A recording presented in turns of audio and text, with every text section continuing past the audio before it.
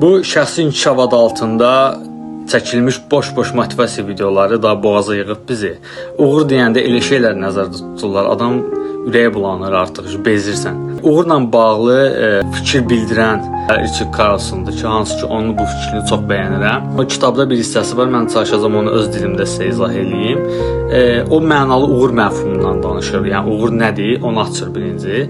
Deyir ki, həqiqətən nəyində ancaq qaçırıq biz? Bəzən elə bilirik ki, uğur ancaq başqalarının bizi alqışlamasıdır. Yəni ömrümüzü kiməsə nəyisə sübut eləməyə, vəzifəm olsun, məni tanısınlar, məni sevsinlər, bəyənsinlər deməyə xərcləyirik. Amma bu qaça-qaçda əsl vacib olan şeyləri yaddan çıxardırıq. İstənilən adamdan soruşsan, səncə uğur nədir? Ortalama aşağı-yuxarı deyəcəklər ki, yaxşı pul qazanmaq, vəzifədə olmaq, sahəmdə bir nömrə olmaq, yəni hər kəs məni tərifləsin və s. Fikir verirsən, bunların hamısı xarici amillər, yəni çöl tərəfdəndir. Yəni başqalarının gördüyü hissədir. Təbii ki, bunlar da vacibdir. Yəni həyatımızı rahatlaşdırır, cəmiyyətdə yerimiz olur. Yəni bu öz yerində, amma məqsədin həqiqi daxili huzurdursa, bunlar səni bir yerə qədər aparacaq.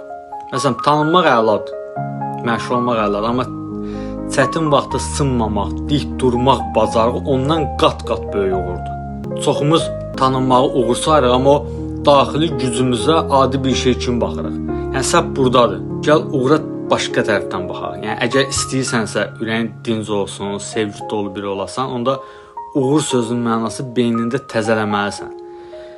Məncə ən böyük uğur insanın öz içində qazandığıdır. Yəni məsələn, axşam başını yastığa qoyanda özünə mütləq bu sualları ver. 1. Bu gün özümə və ətrafımdakılara qarşı mehriban oldummu? 2. Problem olanda özümdən çıxdım, yoxsa təmkinli, sakit qala bildimmi? 3. Doğrudanmı xoşbəxtəm? Və 4. Kin kudurəti ürəyimdə saxlamışam, yoxsa bir qırağa qoyub yoluma davam eləmişəm? Yəni bağışlayıb yoluma davam eləmişəm. Bax, əsl məsələ budur. Uğur gördüyün işlərlə yox, kim olduğunla və ürəyindəki sevgi ilə ölçülür. Nəticə olaraq özünü çöldəki uğuran dalınca qaçıb əldən salma. Dayan, düşün, sənin üçün həqiqətən nə vacibdir? Uğurun tərifini düzgün qoysan, həyatda yolu azmayassan.